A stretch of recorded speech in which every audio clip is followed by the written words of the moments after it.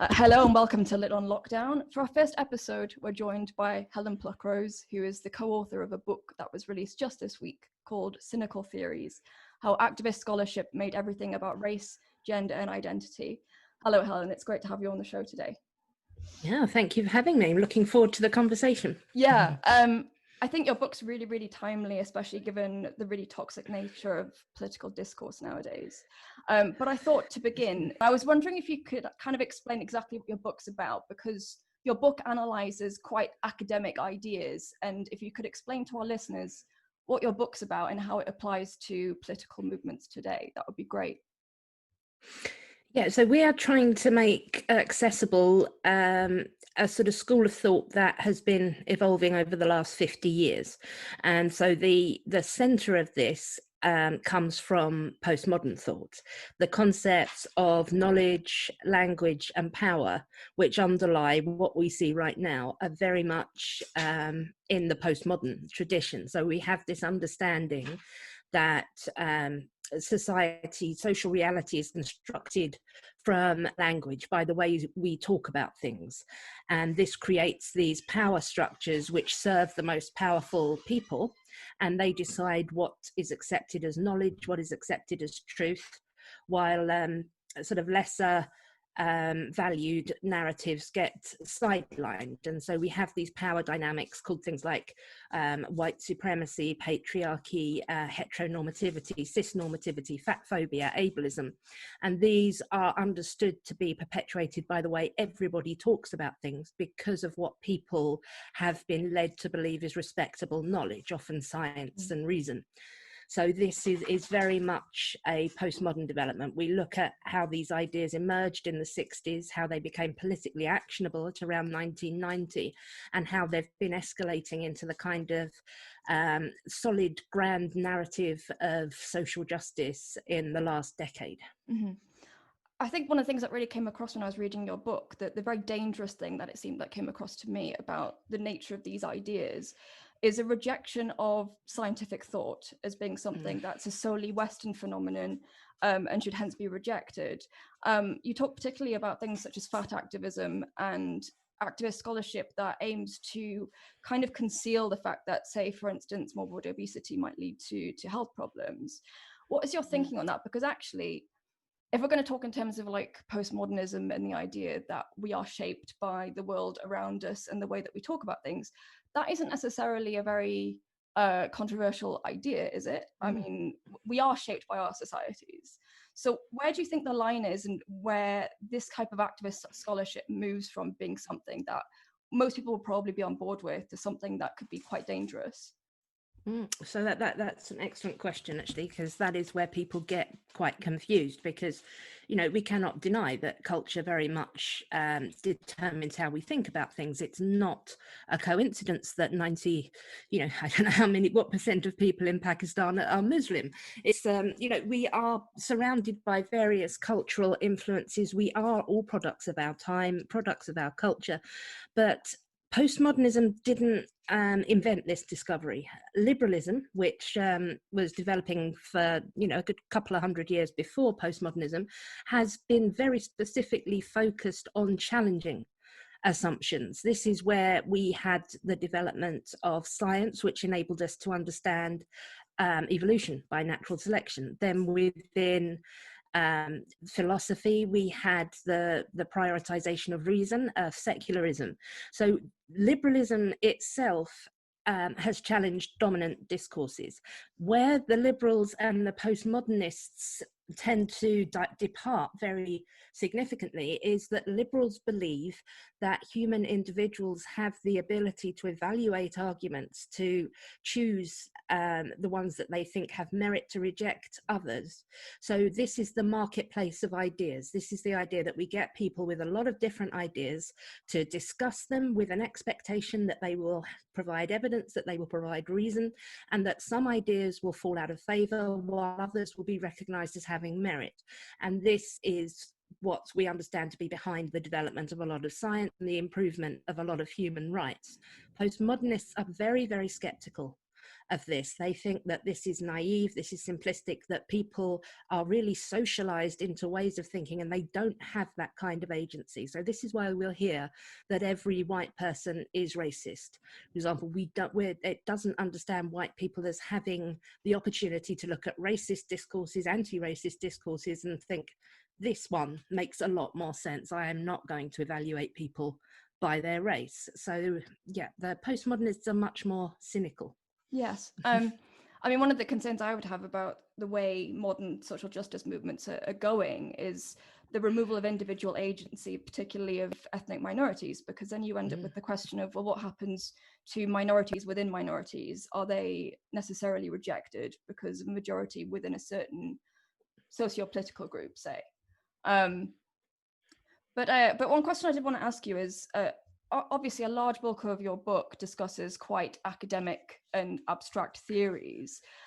What impact do you think these have outside of academia? Because of course we can have quite an intelligent discussion about postmodernism, but the average person on the street's never going to understand about postmodernism or even have heard of it. So should we really be concerned about ideas that are mostly debated in university settings? Yes, we should.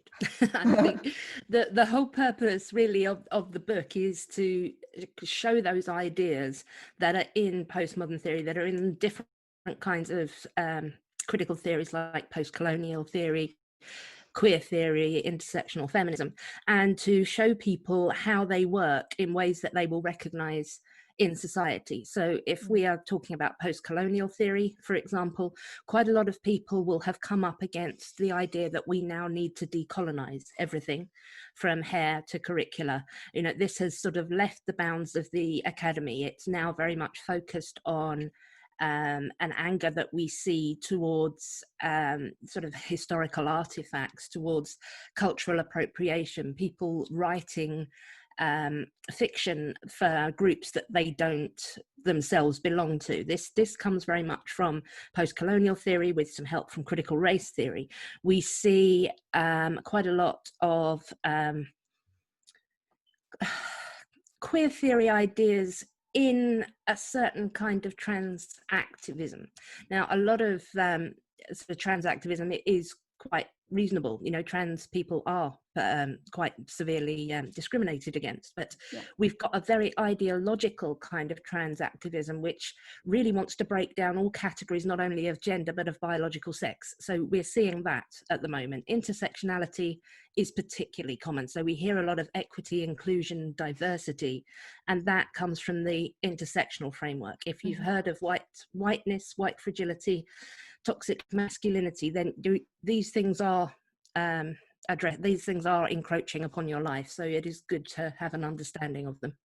It's interesting that you mentioned trans activism and these theories and how they are linked. And one of the things that I found quite kind of toxic and interesting about the trans right debate, there's very little nuance in it, which is always a problem. But one of the things is that there seems to be a certain specific group that of people, of activists on the internet who want to kind of erase sex as a category of discrimination. And that's not me saying that gender is not important. If anything, the way that trans people are discriminated against is because they aren't born to the sex that they would prefer to have their lived experience as.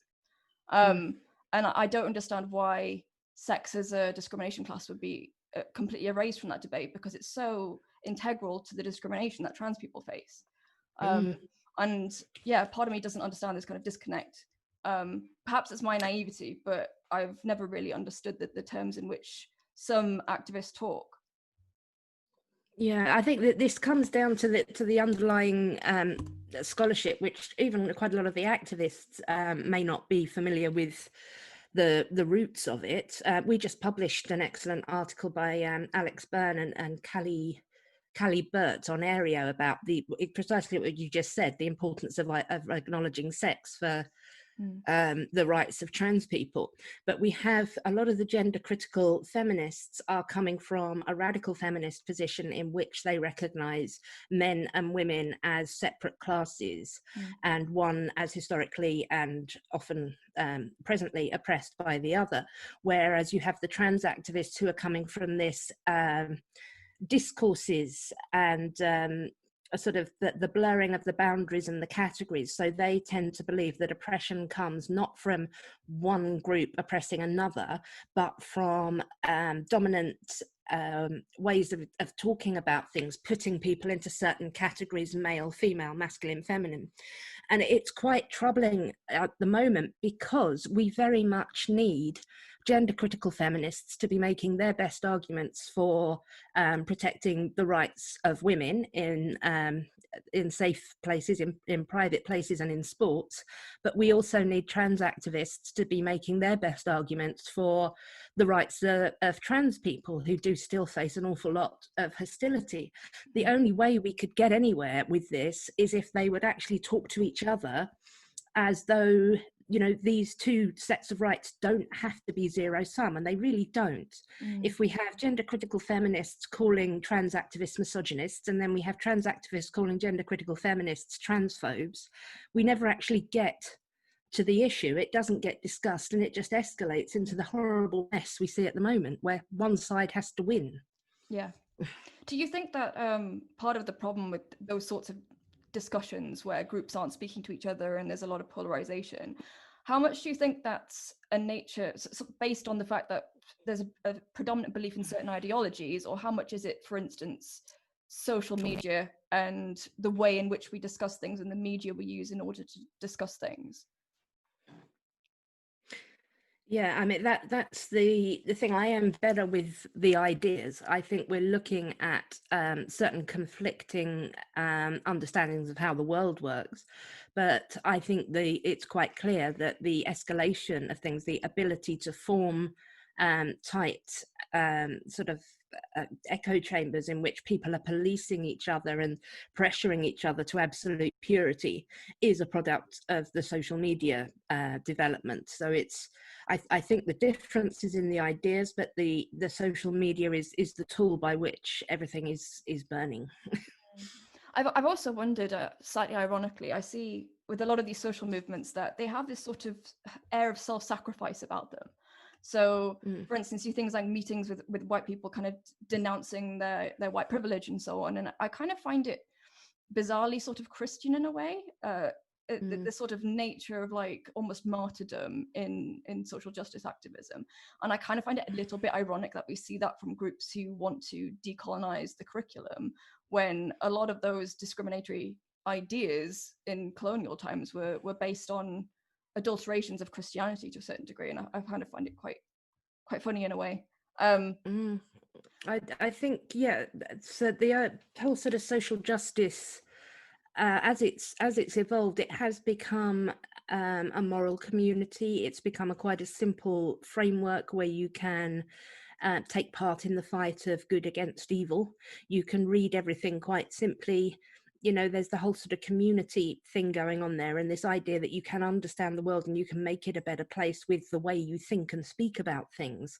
And that certainly does have similarities with Christianity, but I think only because both religion and secular ideologies that work in this way appeal to consistent social and psychological needs that humans have, a need to make the world comprehensible and to feel like you're on the right side of it, that you're making progress. It's really quite ironic, and a lot of philosophers who like postmodern thought but not social justice scholarship will keep pointing out to us that the postmodernists were above all opposed to meta-narratives, those grand narratives that explain everything very simply, while the current social justice activists are pushing a meta-narrative on everybody else. And that's another thing our book tries to explain as well, how we got from there to there with the same ideas.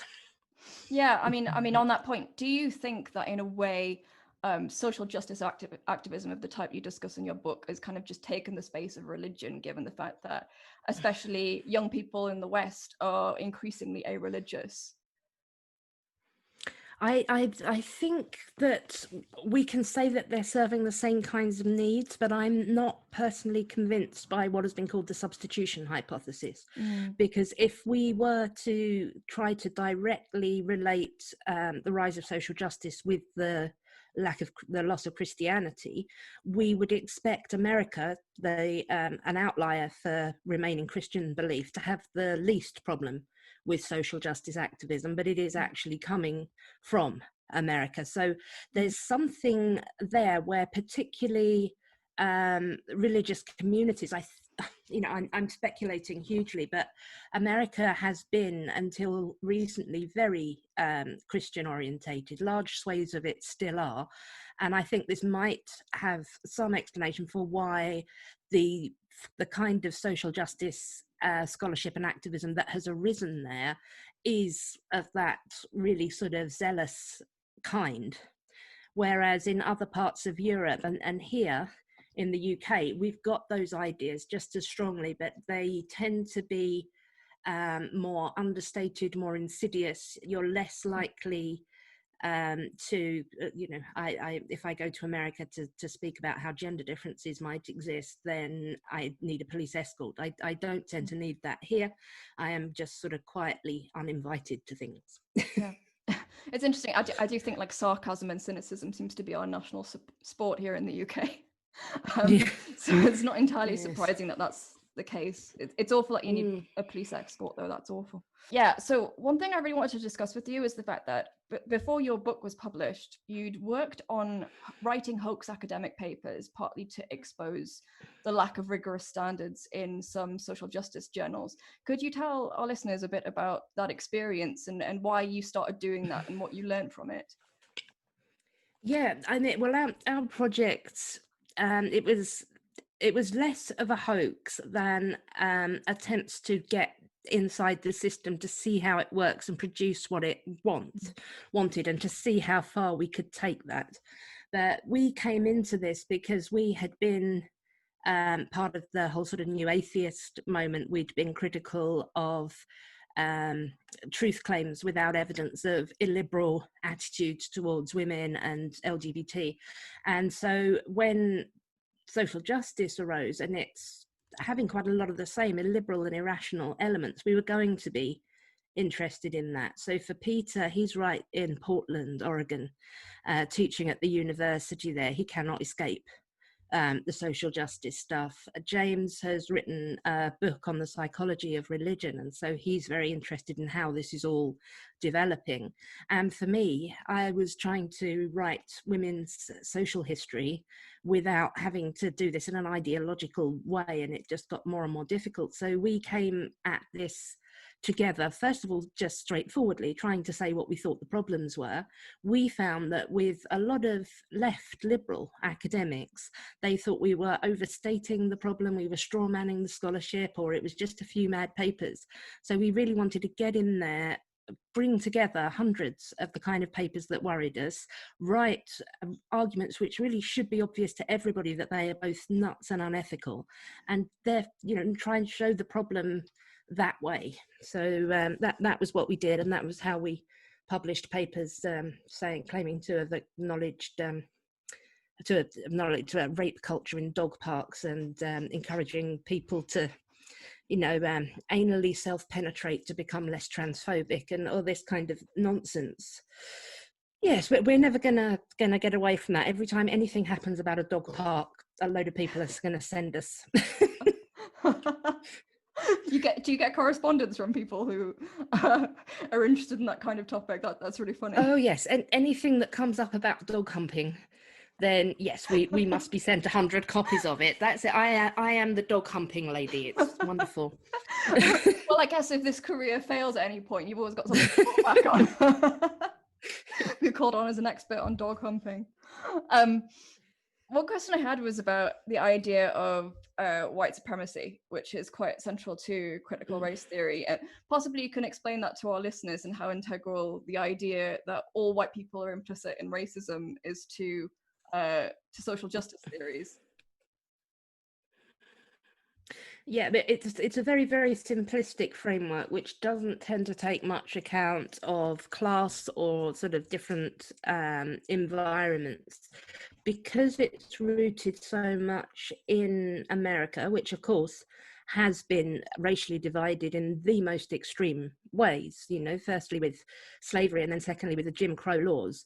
There really has been, there's no doubt about the extent to which Black Americans were not seen as human, were not seen as worth as much, and their lives not seen as worth as much. So that's obviously not going to just entirely go away, and there's very solid scholarship being done into inequities. So why, for example, Black women are much more likely to die in childbirth and more likely to lose their babies, even when accounting for other health issues and wealth. So there's a lot of good scholarship that's going on, and it needs to be going on.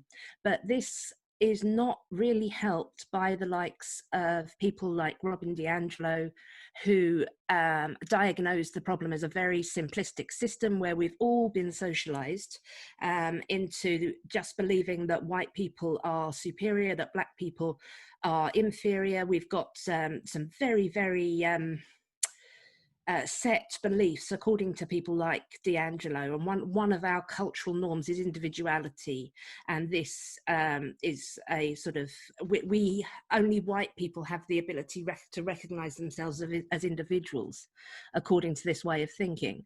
So all of the Black people who consider themselves to be individuals are mistaken or something. But it's this horrible, really reductionist system where, you know, DiAngelo herself said, as part of an anti-racist group, one of the tenets is, in analysing any situation, the question is not did racism take place, but how did racism manifest in that situation. So the job of this kind of theorist is to look at any interaction between a white person and a person of colour and diagnose where the racism is. That, you know, it's this kind of starting with your conclusion, assuming that all white people are racist, all Black people experience a specific kind of racism. And there isn't a way to disagree with this without being accused of white fragility if you're white, or if you're Black, then you've either internalized these racist narratives, or you are cynically pursuing your own advantage at the expense of the rest of your race. It's a really dark and ugly way of seeing the world. Just as an outsider looking into all of this, one of the things that I find really quite unsightly in a way is people like Robin DiAngelo, who is white, being paid a very large amount of money to go into, for instance, universities and just tell white people that they're racist. And I think the thing that I find very disturbing about that is, I'm perfectly fine if a person of color wants to explain their lived experience of racism, if they want to think that or to say that. But why is a white woman being sort of permitted to do that in a way? I don't want to kind of like fall back on their logic, but at the same rate, I don't understand why a movement that is rightly interested in the lived experience of racism is really falling back on a lot of white from the other angle. Yeah, so I mean, she says, she makes it very clear she's leaving Black Americans to talk about their experiences. What she wants to talk about is how white people think. She says, I'm speaking to white people as a member of the white collective. This is what we do. And then she describes some experiences of her own in which she was frightened when she was walking towards a party and thought she might be the only white person there, when she's made assumptions about and derogatory comments about a Black woman's hair, and she's sort of talking about these assumptions that she's dug out of herself. And then she's applying them more broadly. So James had this wonderful meme, I don't know who made it for him, where it has Freud saying, yes, it's not that I want to sleep with my mother, it's that all men want to sleep with their mother. And then DiAngelo saying, it's not that I'm racist, all white people are racist. So it's, you know, she's rooted right into this kind of thinking, and it's a very popular ideological way of thinking. The version most sort of adapted for Brits is Layla Saad's White Supremacy and Me, and she takes these and makes a kind of workbook of it for white people to examine the ways in which they have been racist.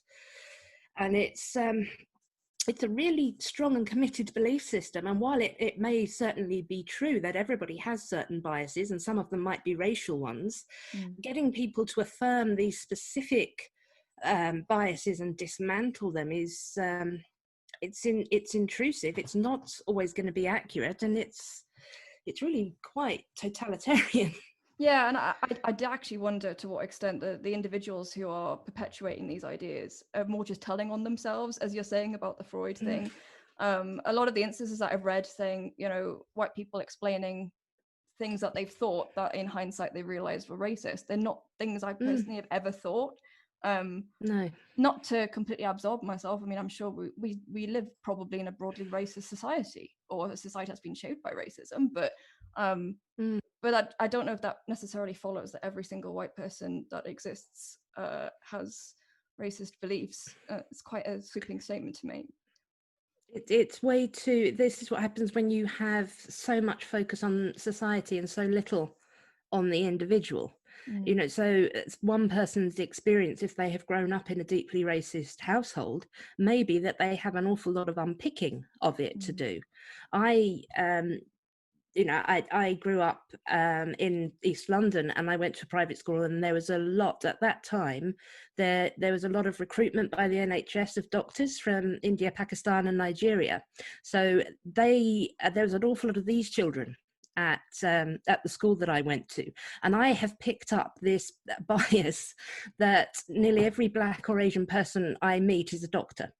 This was because I then I worked at Whipps Cross Hospital, where the nurses were all Irish, the doctors were all South Asian or Black. So I have kind of internalized this, and I have to remember, you know, if I walk into a pharmacy, don't assume that the young Asian woman is the pharmacist. It could be the white man. But these are the ways in which, you know, a bias can be much more personal. It can be much more idiosyncratic. I haven't had a background in which I think Black people are less intelligent, less competent, less hardworking. It just hasn't.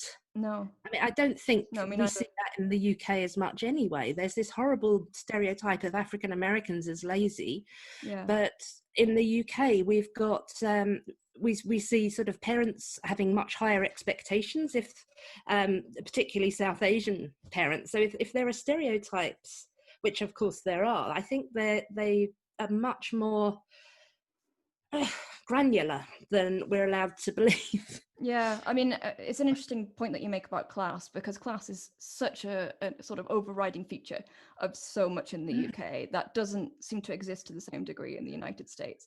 And so many of these theories, they've come from the US. So do you think part of the problem is that we're taking ideas that may apply to a large degree in the US, but they don't apply as much here? They may have a grain of truth, but don't apply as much based on our social system.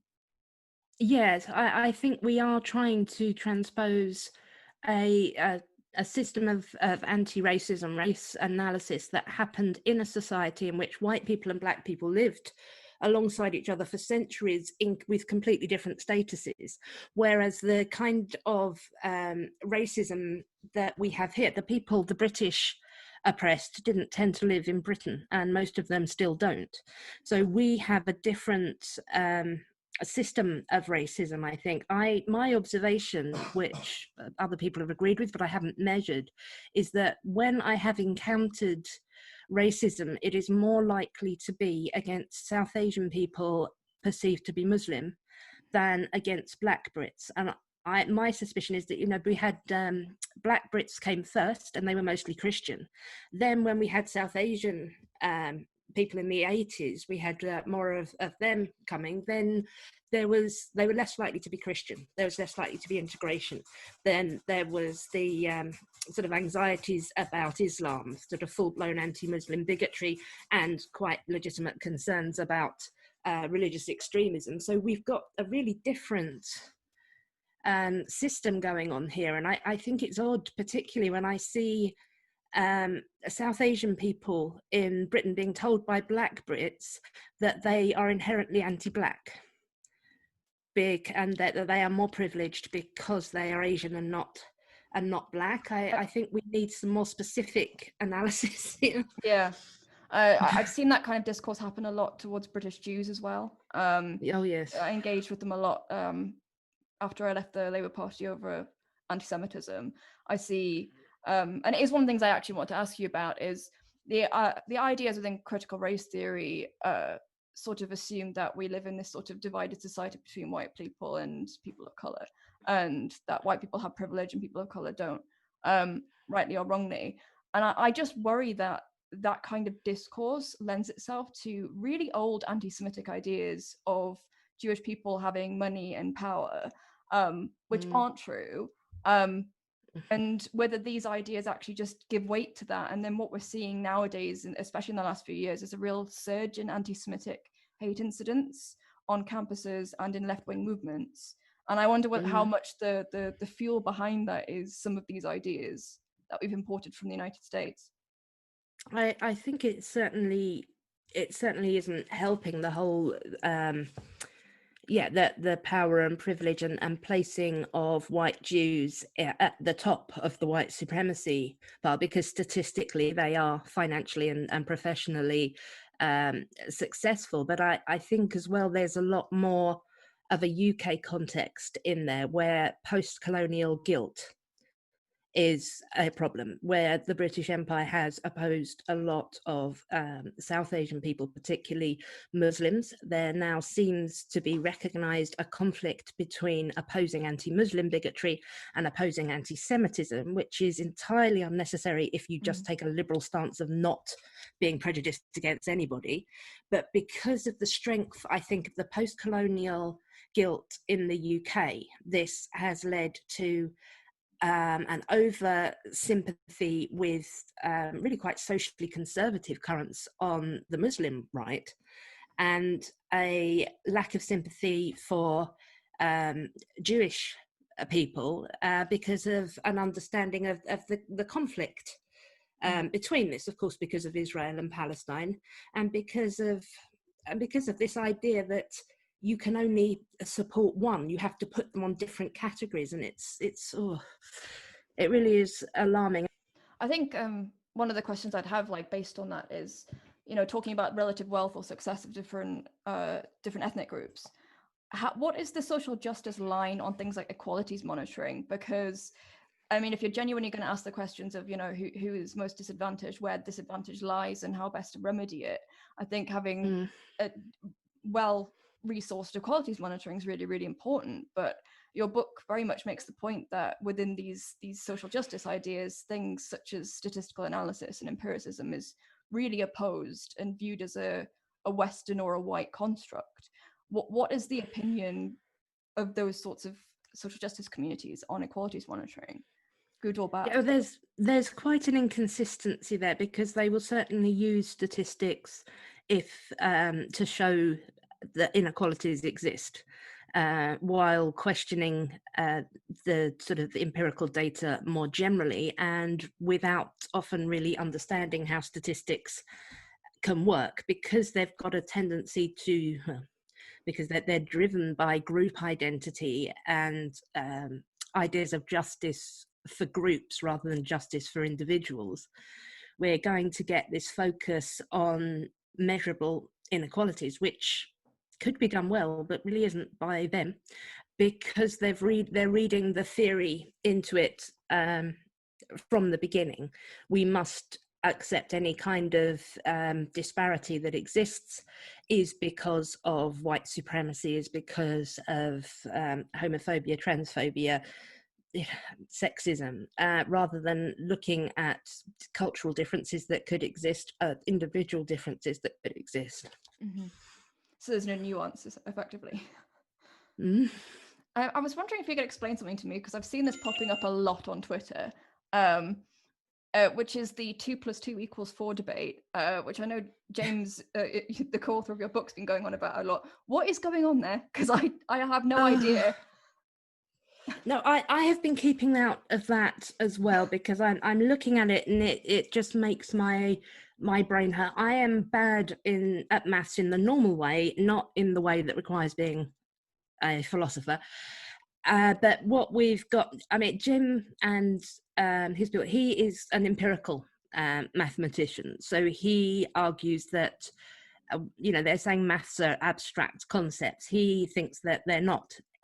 At root, they come down to things that you can measure and see in the real world. So he argues for this, while other philosophers in extremely sort of complicated ways will then argue that you could have different outcomes depending on what you did with the numbers. I don't understand the philosophy or the maths to tell you what they're going on about. But then you have the activists who are taking a much simpler rule. You know, I think I saw somebody say, we say that 2 and 2 is 4 because of what we have said 2 and 2 mean. We could say 2 and 2 equal fish, and then that would be the same thing, because that's what we've constructed in society. So it's, yeah, there's these layers of things. There's these very simplistic activists who just want everything to be a social construct, and they don't understand really what the philosophers and mathematicians are going on about either.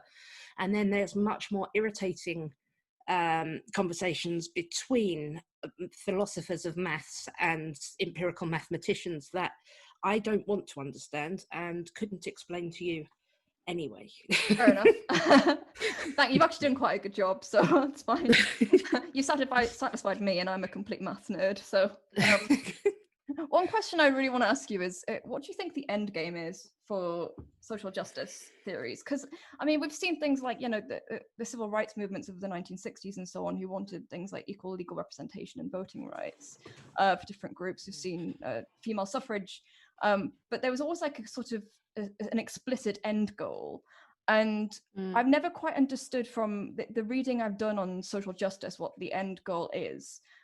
Because it seems that even as society seems to move towards a more sort of cohesive or multicultural or liberal outlook, then still there's things that can be read into any kind of circumstance as racism or sexism or any of these other isms. Have you ever picked up on an idea of what the end game is, or do you think there is no end game? No, I mean, I think, you know, with liberals, yes, there's not always necessarily an end game. We're trying to reform this. We know what we want. We want everybody to have equal access to everything. With Marxists, there's quite a clear end game of socialism. With the social justice people, because their ideas are rooted in postmodernism, they don't know yet what the end game will be, because this is ultimately deconstructive. So the idea is to dismantle whiteness, detoxify masculinity, because it's the whole concept of woke is about being able to see some of these systems of power and privilege. We're all supposed to wander around in a haze, accepting uncritically the dominant discourses, while the woke are those who can see the oppressiveness in them. And the whole sort of end game is to pick at it and to see it, to interpret it. And so this is an ongoing project. They couldn't really, I don't think, tell you what the end game is, because to them we're still at the beginning of being able to see these oppressive systems, and we don't know yet how much more there is to see. But the idea is to dismantle oppressive systems and make them visible so that everybody can stand against them together and make a better society. Yeah, I mean, that sounds like you know, the aim for society is for everything to be lovely and rosy, which I'm sure most social movements would think that that's what they're aiming for. But the methods seem quite different. There's quite a lot of jargon in this subject, and you know, as we began talking, I was thinking, how best do we broach these subjects when they're so sort of hypothetical and so on? Do you think? What do you think the purpose is of the jargon that's used particularly in social justice? Because at least from an outsider looking in, it'd be very hard for the average person to understand these ideas if they actually tried to read the original literature. Is there a particular purpose there or not? I think with the articles and the sort of papers that are still very obscure, we are probably still much more within the earlier phases of postmodernism. We've got, so for example, in post-colonial theory and queer theory, we still have quite a lot of Derrida in there, and this will result in a kind of despair that language can convey meaning, and this leads to tinkering with words, playing with them, inventing neologisms, just sort of mixing everything up until you can't really understand what is going on. So trying to read someone like Homi Bhabha or Judith Butler is really very difficult, because, you know, the two people who know all of the words could read one paragraph and interpret it in entirely different ways. And that is a feature rather than a bug. It's because they want to break down simplistic ideas.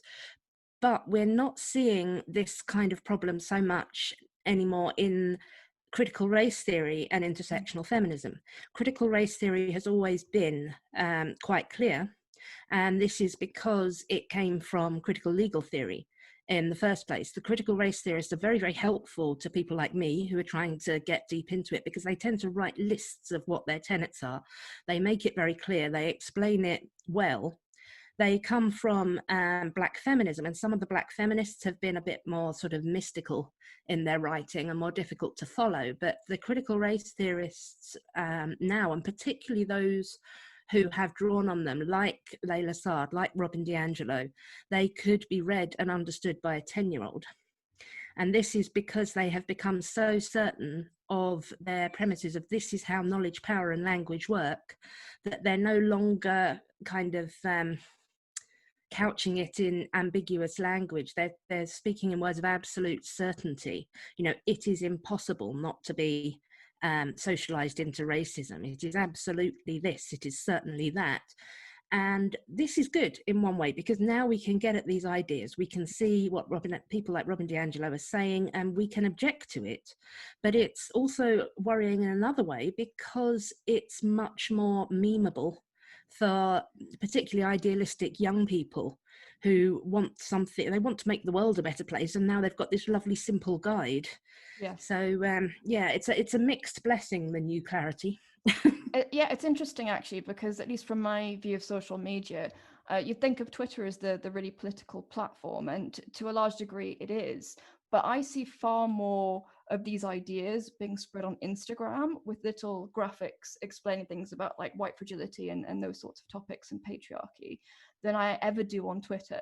I don't know whether that's just because Instagram, obviously it's dealing in graphics, so you just see it one snapshot, or whereas on Twitter you can have threads and you can have at least some discussion, even if it's a bit limited. I don't really know why, but I have noticed that as a trend, at least amongst my peers. I can't obviously speak for everybody. I'm going to need, I think, to pay more attention to both YouTube and Instagram. There seems to be different levels of the discussion going on there that I'm not privy to, and I think I should be. Yes, I think the discussion on YouTube is often far more nuanced, because there can be long extended podcasts like the sorts of discussions we'd be having, which can allow for nuance. And I think there's fewer sort of memes on there in general. But then you also end up with this sort of unnuanced right-wingers who post things like feminist gets destroyed by, you know, someone in a MAGA hat or equivalent, which also seems really sort of reductionist and not balanced in any way at all. Which nicely segues into like one question I want to have for you, is that a lot of the people who are rebutting social justice ideas, they tend to be on the right, not on the left politically. What impact do you think social justice theories have had on left and right wingers and the intercourse between them? I think we get certain criticisms from the right, and the problem tends to be, when there is a problem with right-wing analysis of social justice, is that they tend to conflate social justice with Marxism to a great extent, and then we get these strange hybrids like postmodern cultural Marxism or whatever, which don't really mean anything, and they're often anticipating an end goal of seizing the means of production, which, you know, these quite wealthy academics aren't really planning to do at any point. So that tends to be the problem, I think, coming from the right, where you get a conflation of all the most extreme elements on the left, and then not a very convincing critique. And if I try to break down these differences, I am then generally accused of being sympathetic to Marxism, or people would just keep showing me the similarities, and we don't get anywhere. On the left, when we've got criticism of postmodernism, we've got mostly the Marxists who are concerned that it's a division of the working class, which is unnecessary, and that it's moved the left into the university. It's become very bourgeois. We're no longer focusing on the working class at all. So that's the critique coming from there. But they tend to conflate the postmodernists with the liberals. And then they tried to say to me, but we'll call them mad libs or rad libs then. No, they're not liberal at all. They're disillusioned Marxists who have gone in a different direction. They're not our fault. So this is what I'm finding from the left and the right, is that I'm trying to place the social justice people where they actually are. They are an evolution of postmodern thought with some radical activism that comes from the new left sort of via the Frankfurt School, but mostly it's just the attitude there. It's mostly the postmodern ideas, and trying to get people to address the right thing is extremely difficult, because I think we all tend to conflate the people that are all to the right of us or all to the left of us as doing the same thing, and it just makes it so difficult to sort of speak to each other rather than past each other. And it's always very difficult, I think, to talk about universities as well, because obviously the idea of cultural Marxism, that you have these sort of cabal of academics at the top who are trying to shape everything, has anti-Semitic elements to it, and that's all just a very difficult topic. But that doesn't mean that the predominance of cancel culture or anything like that doesn't exist on campus. Do you think the claims about the problems with campus culture are exaggerated or not? I don't think so. No, I think people can go through their academic career without encountering it to too great an extent, depending on what they want to do. But if we look at, I think last time I checked, it was 90% of universities that banned some kind of language, and that was the two things that were getting banned a lot were to do with Islam and trans rights. So that's in the UK. I was disinvited from a decolonized STEM symposium because I was planning to say that arguing that science and reason are white Western things is actually a bit racist. So we get quite a lot of that going on, but I think you can, if you didn't want to, in the US, where we've got a lot more statistics, the people who are least bothered by social justice are students of agriculture. There's no social justice activists in agriculture, apparently. But here, I wanted to look at how women negotiated patriarchal societies in the 14th century by using religious narratives. I can't avoid the subject of social justice issues. I was required to see patriarchy in a very ideologically specific way. And then there was also, coming from the outside though, there was also a lot of nonsense of why I wanted to focus on a society which was almost entirely white, 14th century England, and was that because I'm a white supremacist? So yeah, I'm not going back until something is fixed and I can actually address social issues in a sort of solid way. Yeah, and I think it is difficult because, especially individual liberalism, you kind of end up being wedged from both sides, and it must be particularly awful if you're in academia. But yes. on that wonderfully positive note, I want to thank you for joining us for this episode. Yeah. And Helen's book, Cynical Theories, is currently on sale and doing phenomenally well on Amazon, from what I could see. Thank you. Yes, the US one has sold out, but the UK one is launching on the 10th. So there's a UK edition where maths and orientated will be said properly, I'm hoping. That's fantastic. Anyway, Helen, thank you so much for joining us. Thanks, Francis. It's been fun.